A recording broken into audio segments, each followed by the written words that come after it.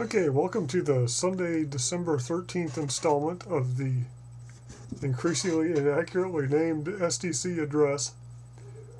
Today I'll kind of do some freewheeling and touch upon a number of topics I thought as potential topics for the address this week, but maybe didn't warrant an entire hour to themselves. And just, things that have been occurring to me and happening as time goes on, and I soak up more and more of this stuff.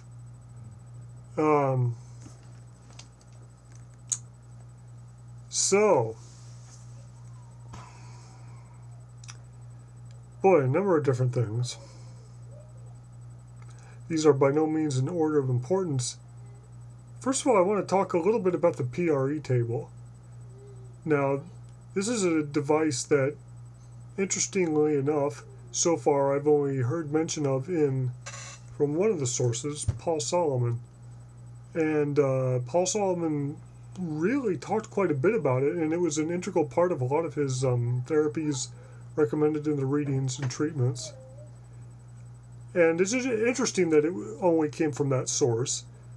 It's interesting to me that somebody like Douglas Cottrell, or Cottrell, I'm not quite sure how to pronounce that. I'll have to go back and listen to my recordings. We'll call him Douglas Cottrell for now, I guess. But Douglas Cottrell was giving readings around the same time, and is. Now, who knows? Maybe some of his readings from the late 80s or 80s and early 90s did talk about something like that. I don't know yet, because I haven't run across them. But I'm not sure what that says. If indeed these individuals are tapping into the same source, and more importantly, if the same individuals are communicating through them, which is another point maybe I should touch upon, and we've already talked about where the stuff comes from, but why a discrepancy like that? Why a focus on some topics from one source and other topics from another, which is more like what you would get if these people are making this up, or just maybe if these people have a bias, maybe there's a certain predisposition depending upon the mindset of the individual, what they know about, what they've heard about, maybe the questions people have asked before. I don't know. That's an interesting topic. They do mention a lot of similar techniques when it comes to the other healing therapies and things they talk about.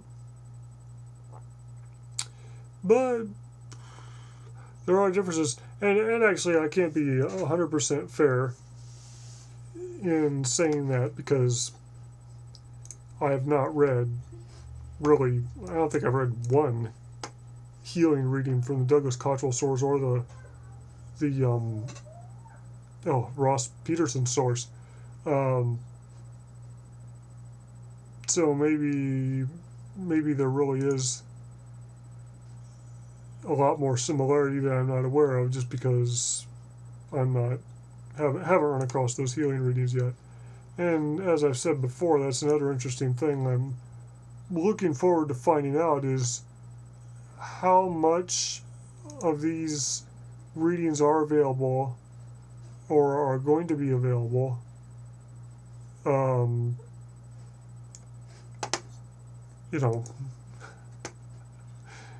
Because right now it's just kind of a smorgasbord. Like I said, for Ross Peterson, I found just a few that are online, like 8 that are online, and I look forward to getting his book. We'll see what that mentions. And then Douglas Cottrell, I'm not really sure how they're planning on doing this or what their agenda is. Maybe I'll ask them that when I'm there. But it seems like so far they've been interested in releasing CDs of the readings. And there is another potential source, this lady in Arizona, which, man, while I was there, I should have gone to see her, but I didn't know about her then. But she apparently can give readings. And I'm not sure about the type, whether we're just tapping into subconscious and how biased it is and how clear of a reading of the Akashic records it is. But similar to Douglas Cottrell, she just has some readings available on, I think it's cassette tape. I don't think they even have those on CD yet. Or maybe they only have one or two on CD. Well,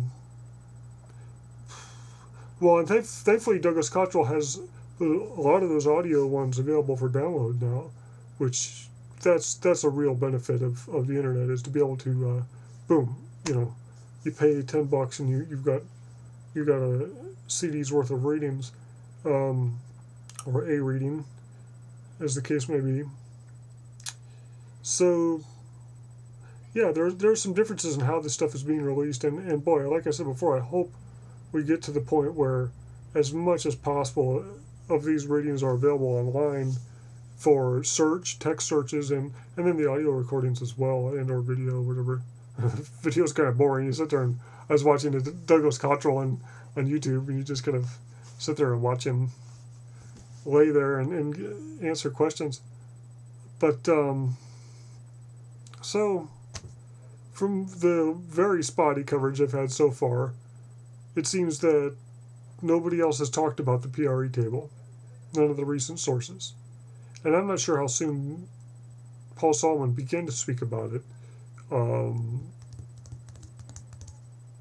because the readings, the thorough publication of the readings they've got are in reverse order, like I said before, so I'm not sure how far back it goes. Kind of frustrating as well, because there may be some fundamental things mentioned in those first readings on it. It appears there's a whole series devoted to the PRE table, which, boy, I can't wait to get the whole, all of those. But anyway, so I'm getting ahead of myself. And rabbit trailing. My apologies. Maybe someday I'll get more organized with the delivery and get some cool visuals too. But PRE stands for Profound Relaxation Experience. And I don't know, I think that was a sort of brand name or something that the source cooked up just to have something to call it that was apt. But it basically, Profound Relaxation Experience, referred to the experience, but the PRE table, which I guess would be the Profound Relaxation Experience table, was the device that the whole technique was centered around. And the source gave instructions for how to build this thing. It's kind of like God telling Noah how to build the ark or something. But, so, in some of the readings that they do have printed, there are some instructions for how to make them. I'm not sure if there were more definitive instructions given earlier, but we'll find out eventually, hopefully. By the way, Volume 2, I think, is coming out of the Paul Solomon readings, I want to say January or February or something, hopefully. So that'll be nice, early next year. But the most bare bones, I mean, there were kind of at least two levels of complexity of tables that were recommended. It was kind of like, here's our instructions. If you can't make one of those, then just at least do this. And what that was is, if you can't afford to do anything else, he was saying at least get a board, put some speakers underneath it, and have the speakers play the sound at the board. So they're vibrating the board, especially the low frequencies. That was specifically mentioned. And then you lay on the board, and that way you're getting some kind of cross-section or emphasis of the vibrations going through the speakers. And then the more complex version was to have speakers underneath the waterbed, and you lay on the waterbed. And it sounds like I said before, the PRE, or at least on the forum, the Paul Solomon forum I've got, which you can link to that. What's the easiest way to link to that? Go to my website, nationschooler.com, and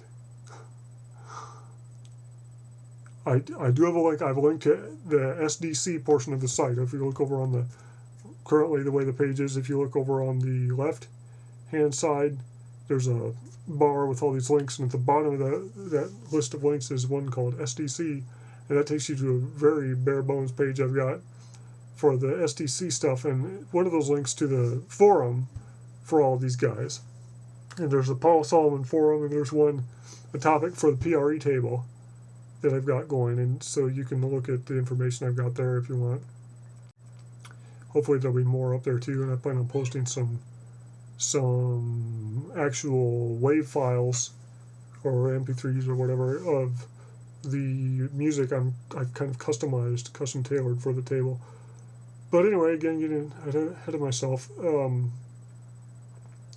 So it sounds like I've been talking to the McGibbons, which are they basically run the Paul Solomon Foundation, and they're working on publishing the readings, and they purchased a PRE table back when there was this little company making them in the late 80s or early 90s, something like that. And it has, basically, it sounds like a couple subwoofers, one or two subwoofers in cabinets. I think they're vented cabinets, ported cabinets.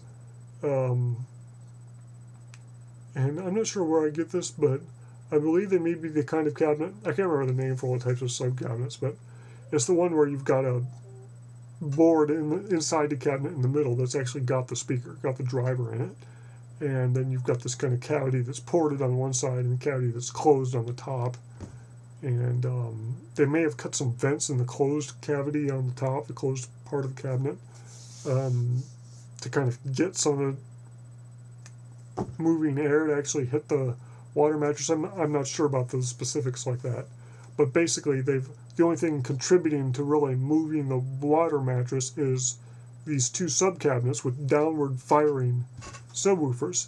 So I'm thinking, you've got mechanical vibrations getting translated to the cabinet somewhat, and that probably will contribute the most to actually moving the mattress. As far as the air hitting the mattress, I can't imagine, unless you had the thing turned up insanely loud, that you would really get much vibration actually going through the mattress, because most of it has to be going to moving air. That's what cabinets like that are made for, making the sound in air. So, and then it's got a couple speakers. I saw some pictures. Maybe they'll allow me to post those on the forum as well. That would be cool, because they sent me some pictures of their PRE table. And it's got a couple speakers that are kind of made to go next to the head, pointing. And I'm not sure what the advantage of those are over headphones, aside from the fact that you just don't have anything contacting your ears. And I'm not sure how much those are used. It sounds like from the way he was saying, the stereo system that comes with it runs through a crossover, and they got the low end going to the subs, and I believe the high end going to those speakers, and they have a couple speakers for the feet, because he kept talking about plantar audition, basically tactile sensation with the feet as being important. I guess the thinking is kind of the feet are missing out of the experience you get when your feet stand on something that vibrates. So to kind of compensate for that, they have some speakers pointing at the feet. And it seems like to me it'd be better to have a little water pillow or something that the feet are resting on, moving, or board or something. But I don't know. The source did say that this was just a starting point and that lots of improvements could be made. And his goal was just to suggest something that was relatively inexpensive to produce, relatively easy to manufacture, and that could be improved upon through experimentation. And that does seem consistent with the sources in general. They seem to give you a certain amount of information, but they don't want to give it all to you. They want you to do the legwork yourself. The Edgar Cayce reading that says, "Learn German" comes to mind. One time Cayce just gave a spiel in German at the end of a reading, and they asked the source the next day what was given in that reading, and the source just said, "Learn German." Oh well, too bad they didn't have a tape recorder, right? Have a tape recorder rolling. Anyway, so yeah, there were definitely, apparently, lots of improvements that could be made to it. So when I designed mine, I took kind of some more free reign. And well, I don't have very good lighting here. I'm not sure how much I can turn this. I could use my iMac to record the video. But what we had to do in this really cramped apartment is take our airbed and kind of fold it up and get it out of here. And basically we're using the PRE table for a bed right now. You can see a corner of it. I just built this out of 2x12s and 2x6s. Built basically this box to hold the waterbed mattress, which is what most waterbeds are. And underneath it, I've got a driver from... I've got another video on YouTube about the driver. I got the tactile transducer. And I got more specs on the forum. You can look that up. But I got this tactile transducer. It's like the platinum edition from the company. It's like the most expensive one they make, the most powerful. Attached to this central beam. I try to get a really simple construction, and I have just one central beam running underneath this sheet of 3/4 inch plywood that spans this 4 foot wide by 7 foot long frame that holds a waterbed mattress. So really it's the only central support. And then on that 2x6 I've got this tactile transducer bolted right into it. So you can see my thinking is kind of different. And the technology is different. I'm not sure that these tactile transducers were very available, and I'm not sure, I know there were companies making kind of tactile motion mattresses and water mattresses and things even back in the 80s. I can't remember the name of the company, but Somatron or something, or there's some company that Vibrasound is a different product. But some company, if you just start Googling sound therapy bed or sound bed or something, sound table, you'll get some results like that. But I'm not sure what kind of drivers they were using. I can't imagine they were like this because, man, I really think if these drivers were available, tactile transducers were available when Paul Solomon was giving these readings, I have to think he would have recommended their use. Because if the goal apparently is to move the water in the waterbed mattress, and that way you get this moving water that's kind of moving uniformly with the sound, and so the sound waves are propagating mechanically through the water, and they're mechanically contacting you as you lay on the water mattress, and you're getting a pretty uniform exposure to your entire body surface that's laying on the mattress to the sound, and that's the overall goal. So the goal is to move the water. And to me, I mean, the logical thing to do would be to use something that translates sound into motion and is made expressly for that. And these tactile transducers, here's the box. Yeah, that might help. People are interested. Clark Synthesis tactile transducer. This one's the TST 429. It costs like $400 for one of them. And they got a picture. That's the top view of what it looks like, kind of. And here's kind of a view from the side, bolted onto a board. Kind of give you an idea what it looks like hanging down.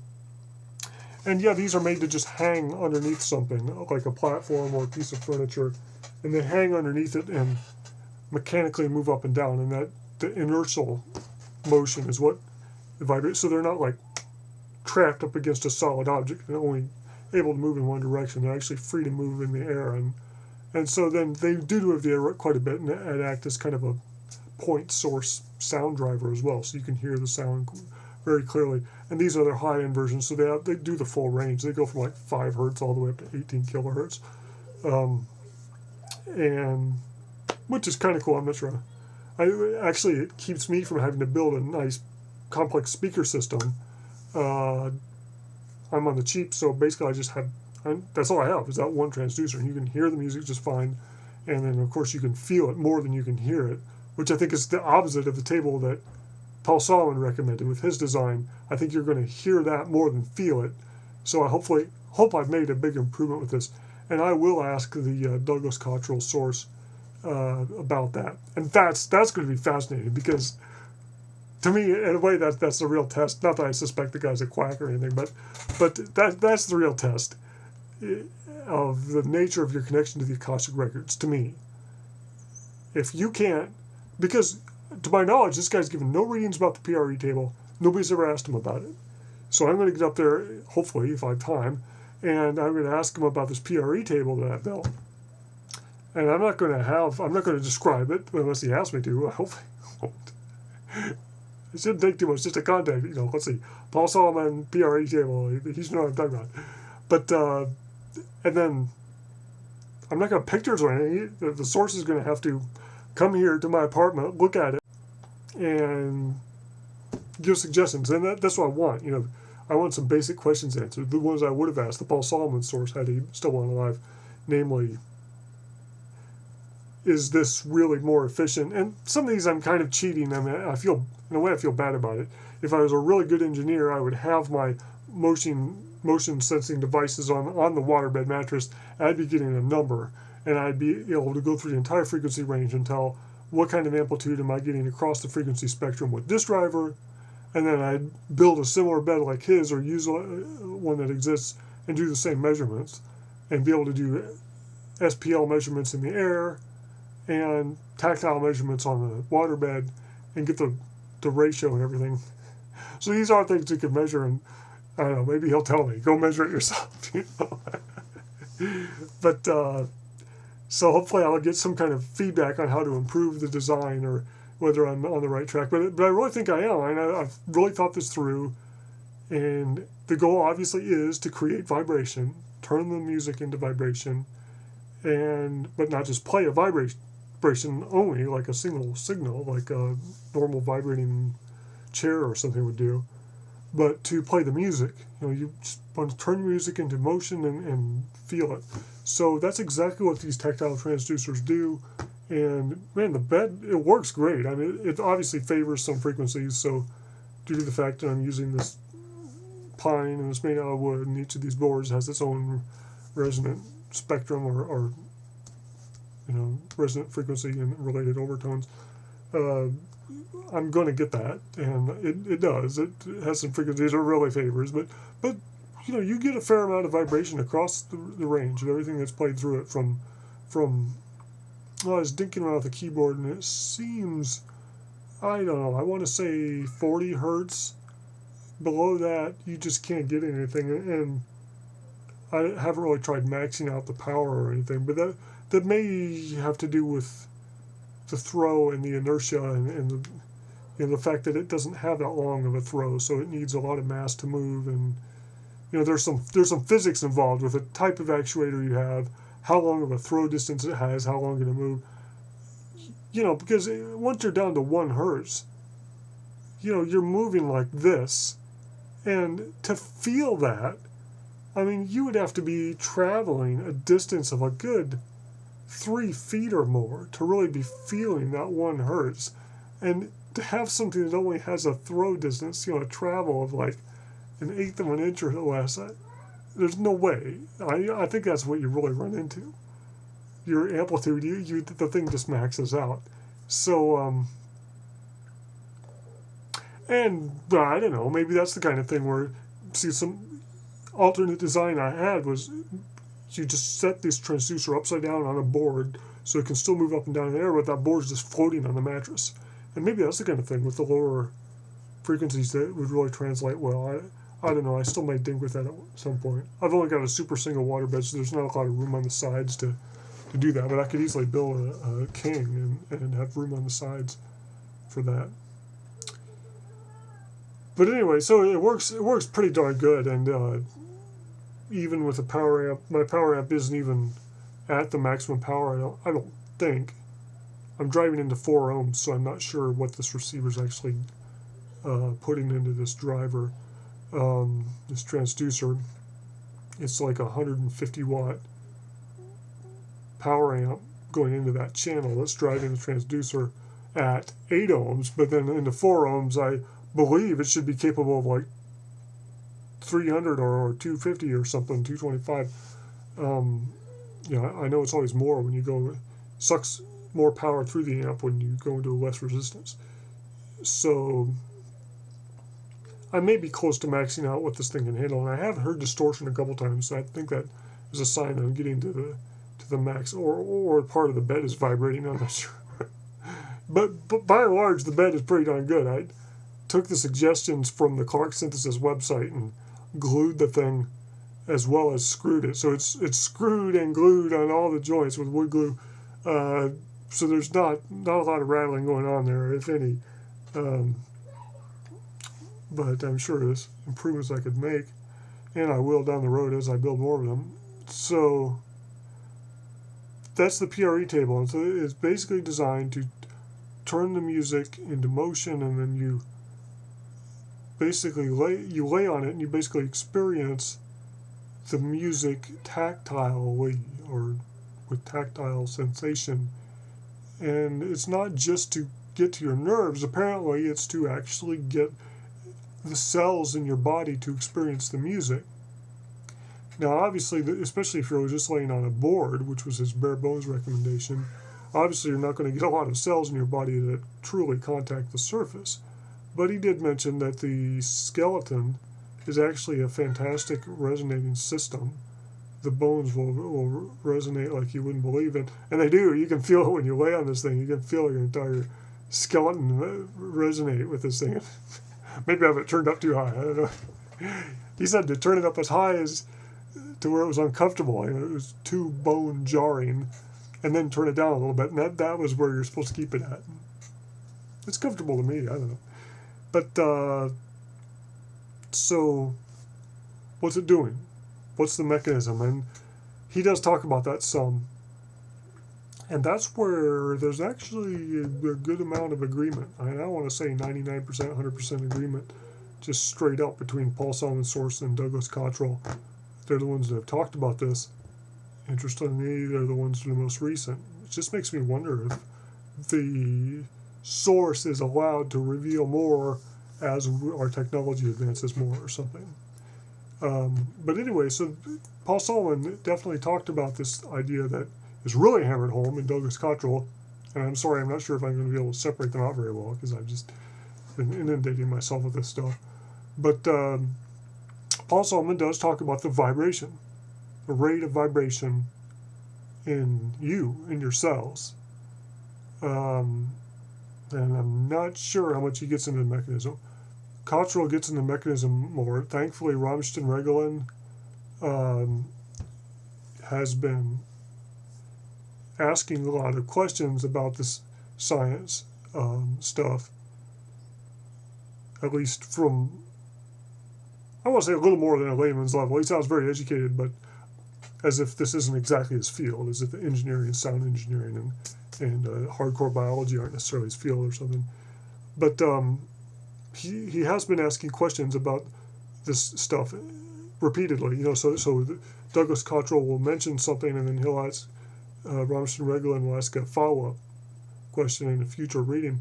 So there's been a little bit said about this, and basically the idea is the cell has a rate of vibration, and of course that begs the question, what is vibrating? And he says that there's a filament in the cell. He says, imagine a balloon, that's the cell, filled with a thread, or has this thread that's stretching across inside the balloon, and that would be the filament. And he's saying this filament vibrates at a certain frequency that is particular to each tissue and cell type or whatever, and that vibrating frequency will decline over time. Now, I'm not 100% sure if he means decline in amplitude or decline in frequency. And that's a critical question that I hopefully will remember to ask. I need to put that on my list.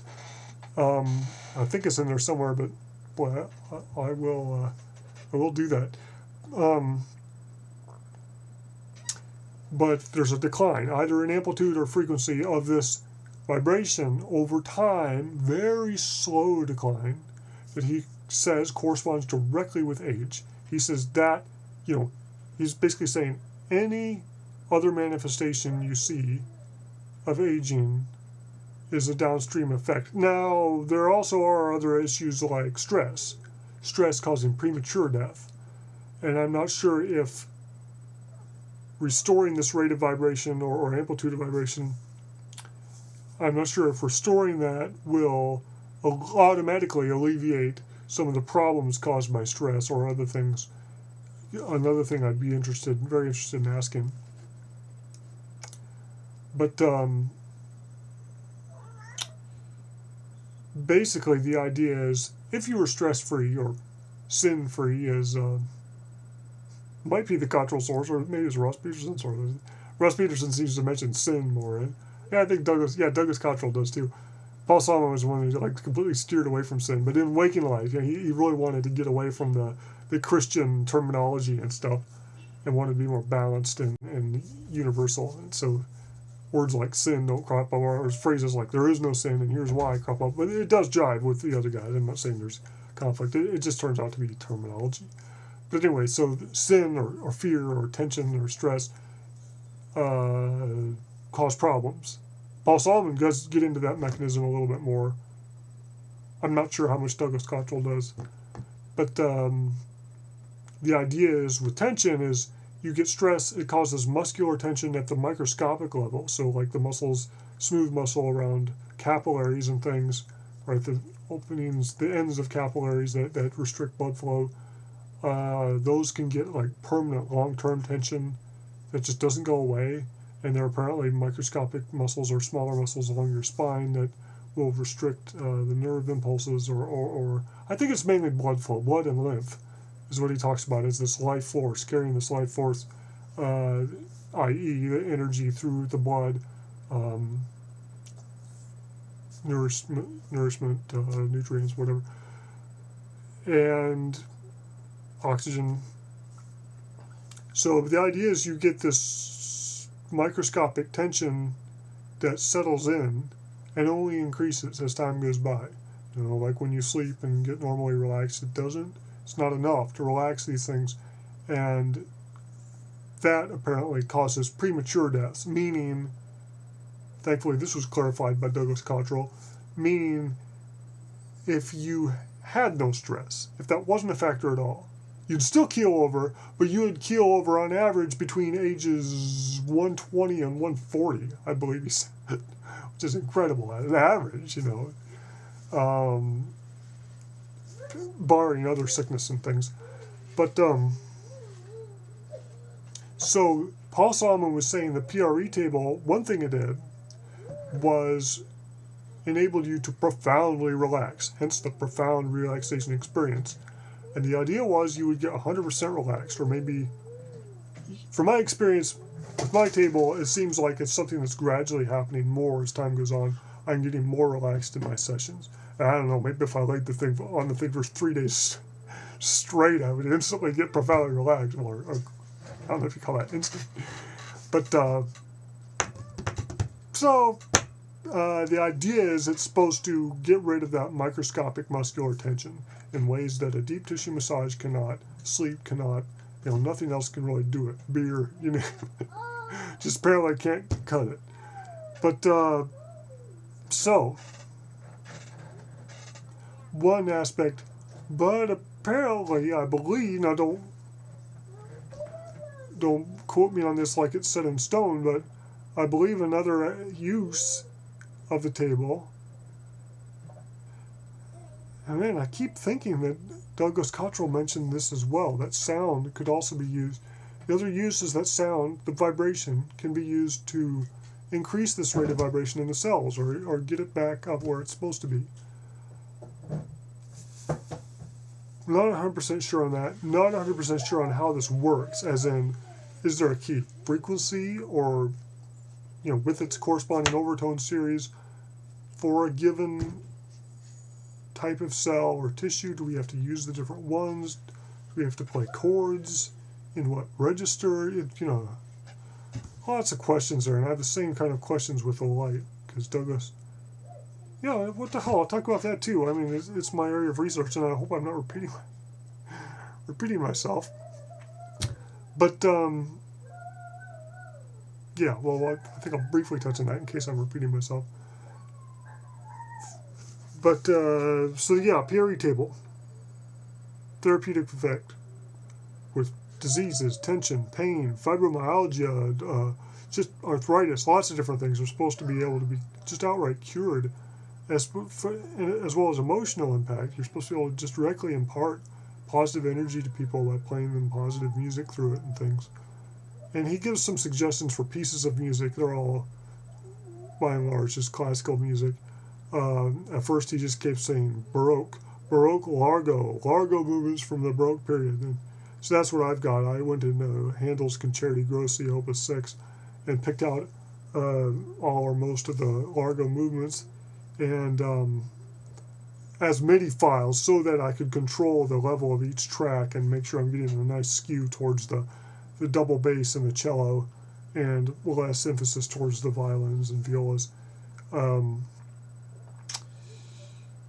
And then, of course, I'm doing a high-pass filter on that to kind of skew things a little more.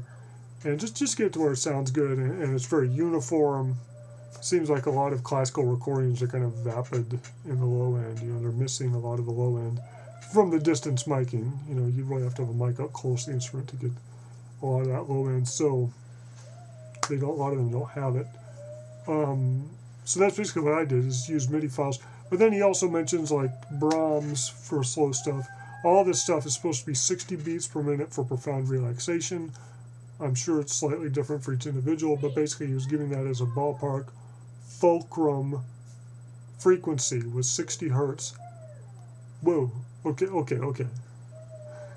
I don't think he ever said 60 hertz. He's talking 60 beats per minute. Completely different. A lot slower. 60 beats per minute is 1 hertz, right? Yeah, 1 cycle per second, 1 hit per second. But, so that's what I did, is went through and made all the tempos exactly that. Made sure that sometimes the tempos are multiple, like it's supposed to be 30 beats per minute or 120, depending on what the actual pulse is that's going through the piece. So made sure all those were a good 60 beats per minute pulse, once per second. Yeah, but he also did mention that what he called freeform music or new age music, that was similar, could be used.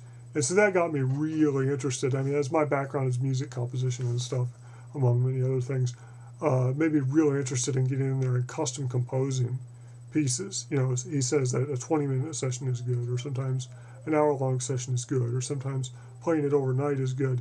Well, man, as a composer, that's great. You just love this opportunity to be able to make a through-composed 20-minute piece, a 1-hour piece, and then an 8-hour piece. You just make this whole piece of music and then you could custom tailor it, because he mentioned that it's good to get down to the relaxation at first, but then towards the end of the session, bring it up to more upbeat, inspiring music, and boy, you could customize this to no end with the ability to compose, and I really can't wait to get to work on that.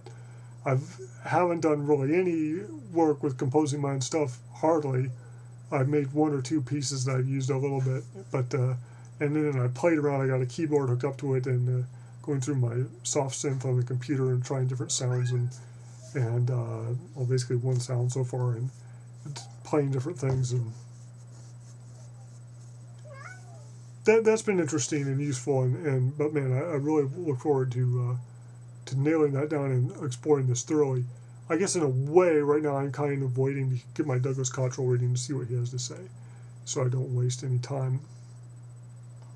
Well, not really waste of time. Whenever I get done, then I can ask something a little bit further down the road. Anyway, so that's the PRE table, how I'm using it. Gives you some hints about what it can be used for. You can build your own. I built mine for $700, but some of the parts I already had. I already had a receiver I could use for a power amp. But that $700 bought everything to make the bed: the waterbed mattress, liner, heater, and then all the wood, all the lumber to make it, and the screws and everything, and the tactile transducer, and the rubber feet that came with it. Yeah, that I bought with it. So, yeah, that's the other thing. I've got some rubber feet that are supposed to be motion isolating. Parts Express is a website that I bought these from, and they had just fantastic prices, the best I've seen on these tactile transducers, and they've got all the accessories that Clark Synthesis makes with them. But yeah, if you're interested in making them, just contact me. Get on that forum. I've got lots of information.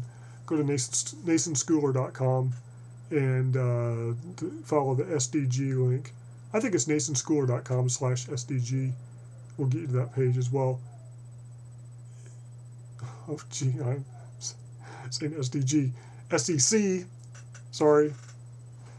If I ever said SDG earlier, scratch that. It's the SDC page. So nasonschooler.com/SDC will get you to that page, and just contact me, whatever. And I'm, of course, willing to build them for anybody, basically at cost, plus maybe, I don't know, $50 to cover my labor or something, depending on how long it takes. Anyway, so that's that. Then, well, I'll touch upon this briefly. I'm not sure how much I talked about it before because I did talk about my research some. But Douglas Cottrell, and thankfully Robinson and Meglin pursued this a little bit and asked some follow-up questions. Douglas Cottrell talked about aging, again, even more than Paul Solomon did. Casey talked about it very little. Paul Solomon talked about it a lot more. Douglas Cottrell talked about it a lot more than that, or at least as much so far from what I've read. And like I said, it supposedly has to do fundamentally, if you're talking about what will kill you at the end if you survive everything else, it's going to be this rate of vibration. He's saying that as the rate of vibration, it could be amplitude, but he says rate, so I'll take him at his word that he means rate. Hopefully we'll clarify that later. But this rate of vibration apparently goes down across the board in all cells and tissues. Gradually, as time goes on, it just gets a little slower, a little slower, a little slower every year. And that's basically your life force leaving the body, or however you want to look at it. And when enough cells get below a certain threshold of vibration, that's it. You're gone. The organs fail and the body can't sustain life. And that's elegant. From a scientific standpoint, I've been studying aging research for years, and it's been my focus. So I'm fairly familiar with the literature out there on all the major theories of aging, and it jives well. We haven't detected these filaments, or I bet there's something we've already discovered, like microtubules or microfilaments, but or some other part of the cytoskeleton. A lot of cells do have flagella too, what do they call it? They're like a flagellum, but the cell doesn't use it. It's like a cilia or cilia. So this little fiber that sticks out from the cell. Apparently, a lot of cells have these. Not necessarily for life. I think it turns out cancer cells don't have them, and other cell types don't have them. So I don't believe that's what he was talking about, because he did say it was inside the cell, and those are outside the cell. So I'm believing this is part of the cytoskeleton that possibly we've already discovered. Most likely we have. We just don't know what it is. And I have seen some papers on rates of vibration with microtubules, I think, is the most literature. But it seems like they're going side to side more than anything. And I'm thinking rate of vibration, you've got this rod. See if I can get a little visual aid going here. I'm visualizing the filament as this rod going like this when I'm thinking rate of vibration. But it sounds like he's talking about this in and out, longitudinal. Or not he. He could be. Douglas Cottrell could be talking about that. I inferred it was this. Now I'd have to go back and listen. He could easily have been this kind of motion, or other types of vibration. Or there's the rotational. That's the other type they look at in some of these papers. So there is some of this. There's apparently a lot of this, the in and out, and maybe some twisting and bending. But these are anchored usually, so I don't think you get a lot of that. But so that could be what they're talking about. I have seen some papers in the literature talking about those kinds of motion, and then even some periodicity, some regularity in the motion, repeating motion, repetitive motion, so periodic as in vibration. So possibly we could have discovered some of this already, but we don't know what it is if we have, because I've never, of course, heard anybody attributing this to aging. That's one of the big burning questions I've got when I go get my reading is, how do we detect this? Is it these microtubules? If not, what is it?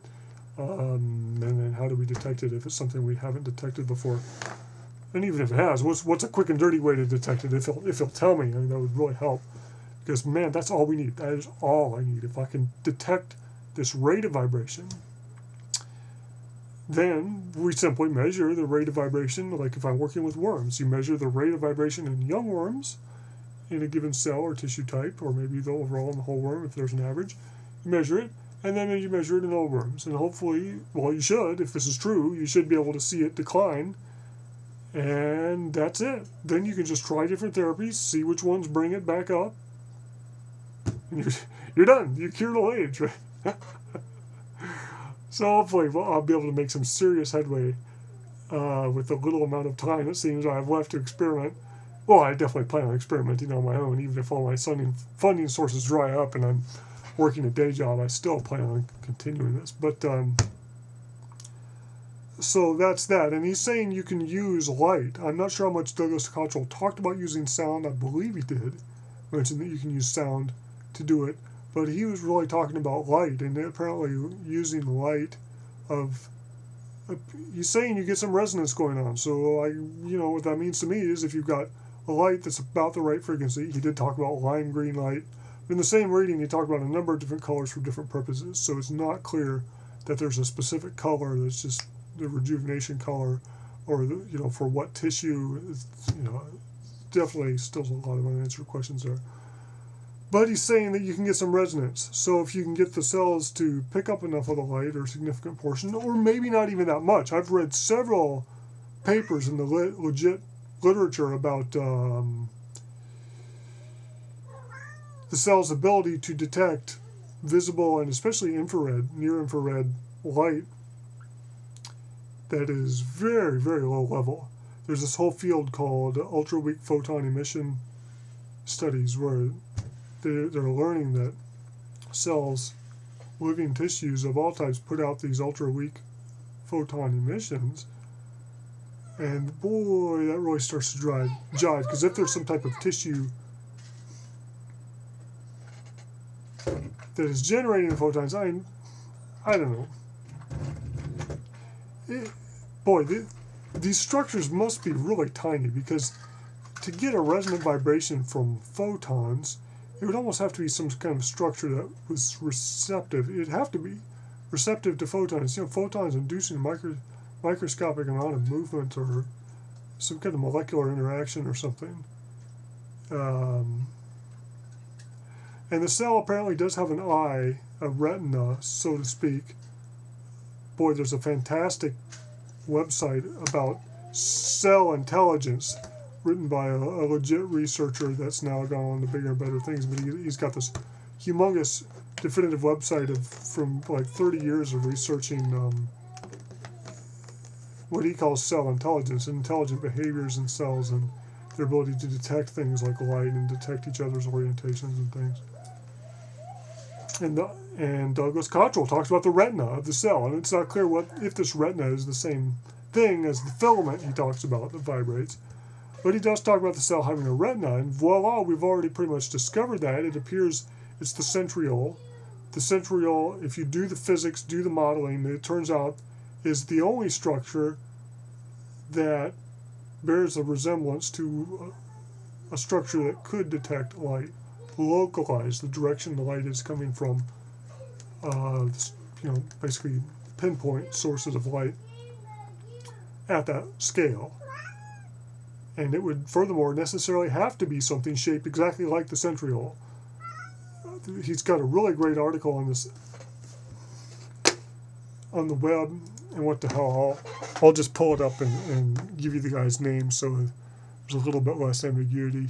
And maybe I'll get more of my research up on the SDC forum. Right now it's limited to the research blog because I'm kind of keeping this theory, religion/theory kind of separate from my legit work in the sciences. But I don't know, maybe I'll think about what's the most appropriate for putting what where. But anyway, so if we just search for cell intelligence on Google, yeah, this page is the first one, I believe, that comes up. Yep, please select cell intelligence. So this is Günther Albrecht Buehler, PhD, or Baylor, Buehler, and Albrecht is Albrecht. Just Google cell intelligence is the first page that comes up. Fantastic.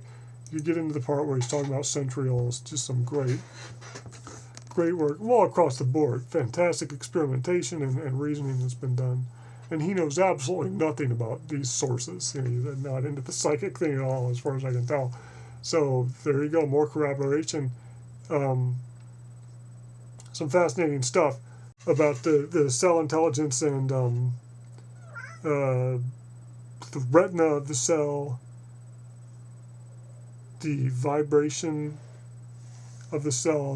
This guy doesn't really talk about that, but definitely some. I mean, heck, I don't know. Maybe the centriole is something that vibrates. I mean, it's the tissue that's detecting the light. So, wow, boy, lots of stuff to think about and research there. And I'll tell you, I'm a scientist, okay? And I'm a rational scientist. I don't go around willy-nilly just saying, oh, somebody said this, and without looking into the science behind it, just starting to research something. That's a waste of time. And I guess I've done that a little bit as a kind of a side experiment with the sound, the PRE table kind of thing, but that's just kind of a shot in the dark, hoping I would get lucky, and there's minimal cost to start it off, and I was just running it in parallel with some other things. But I'm not basing my work on nothing but these readings. Basically what I've been doing so far is getting some information, whatever information there is from the readings, then going to the scientific literature and establishing what is known, what is not known, and then picking a topic and researching it through the normal methods. And so far that's worked good. If I can augment that with getting readings myself on this stuff, that's going to be the bomb. But I just wanted to communicate that as I look into this, Edgar Cayce, Douglas Cottrell, Paul Solomon, all I see is verification. Whenever I take what they say, go to the literature, never find anything that's patently false or just flat out wrong. Always insightful, always dead on as far as I can verify. The kinds of things, and they do say things that you can verify, and all of that is, that's another thing I guess I haven't said that maybe I should. I have a fairly good grounding in the basics of science and the life sciences, and these guys do mention things from time to time, because it comes up, things that are just facts that are known currently about how the body works, how cells work, molecular mechanisms in the cell, and et cetera, et cetera, et cetera. And whenever he does touch any of these sources, touch upon topics like that, it is dead on. Now, it may be dated, it may be very superficial or in layman's terms, depending on who's asking the question, depending on when the reading was given, but for the time, it's always dead on. And there's a lot of things about this that are fascinating. I mean, sometimes they'll say, yes, this given type of technique will be discovered in the near future, but by and large, they don't tell you about it until we're there. They don't seem to want to give away a lot of things. But the things they do talk about, Paul Solomon talking about cuprate superconductors in a reading given in, it may have been as late as 88, but I'm thinking it was like 87, maybe even 86, and you go back and the discoveries were made in 86. And in waking life, did he run across that? Did he even know about it? I mean, this stuff was not necessarily front page news. It might have been front page of Science at some point, or on the front cover of Science or Nature if you subscribe to those. But Paul Solomon wasn't a research scientist by profession, and by all indications, he did not spend his time looking into this kind of thing. But that's what you find in the readings. That's probably the most potent form of validation, at least for me, is you get in there and it very quickly becomes obvious that a lot of the stuff these guys are talking about are way over the heads of the individual's knowledge in waking life. And that's just stuff that we know about and can verify that is known, but they couldn't have known, or and I don't know, some cool predictions, like Edgar Cayce saying that this ray that was used, that came from the crystal in Atlantis, would be rediscovered in 58, he said. And 58 was the official publication of the discovery of Bell Labs, made in 57, and then the first one, initial discoveries made in 57 and fleshed out in 58. Just dead on, and that was a prediction made 20 years previous at least. I mean, and nobody knew anything about lasers or anything before that. I mean, just fantastic.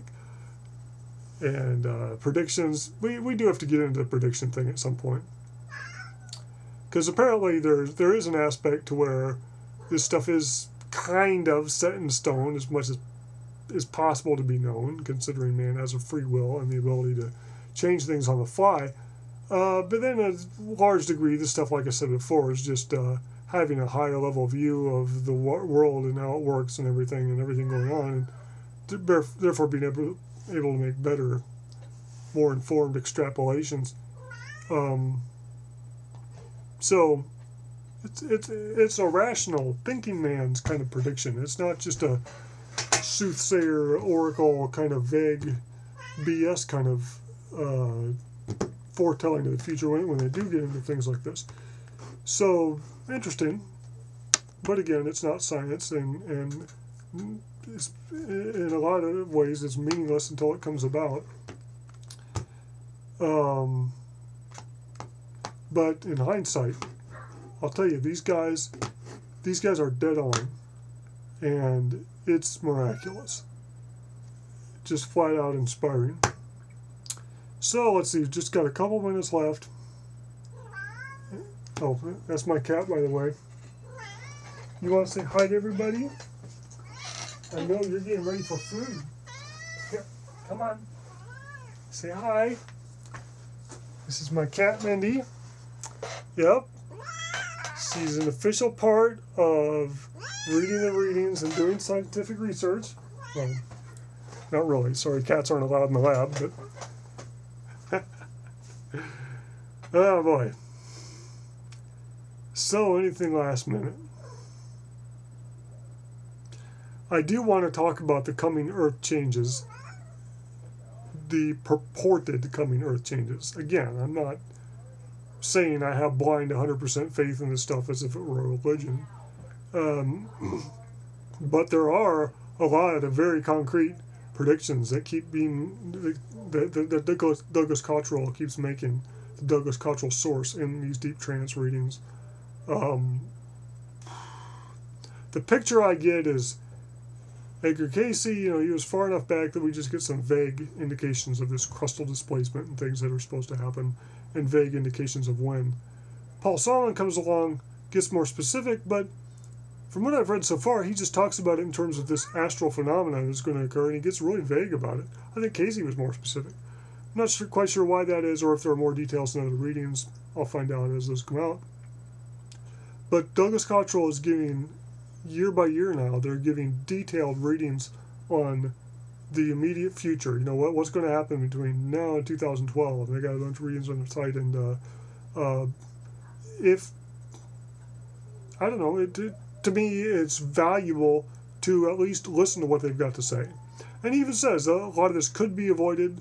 It looks like it's not likely that it's going to be avoided anymore because the things it depends on aren't really getting done, supposedly. But, boy, some interesting stuff, and maybe I'll talk about that next time or sometime soon. I'll start to address those, and then periodically as updates come out, I think I'll start to talk more about these coming Earth changes. And especially if things start to happen, like this or that volcano erupting and this or that kind of tsunami or coastal disruption, water shortage, this or that thing that he talks about, as the things occur, if they do, I will definitely try to point those out and keep people abreast. And I probably won't be the only one. Robinson Reglan will probably be doing that, and maybe others. But I just feel that it's something important, and it's relevant to all of us, to the ones that do care and enough to listen and think it's worthwhile to pay attention, to maybe get some hints about where we should or should not be living when, and depending on how much risk we want to be taking, et cetera, et cetera. So I'll get into that later. It's some very interesting stuff, and hell, if it's all just science fiction, well, it's very interesting science fiction, but could end up being useful. Who knows? I guess that's all you can say about all this that hasn't been verified. So until next time, I hope that was useful and informative, and I didn't repeat myself too much. And next week we'll try to get on to some more interesting topics, and until then, carry on.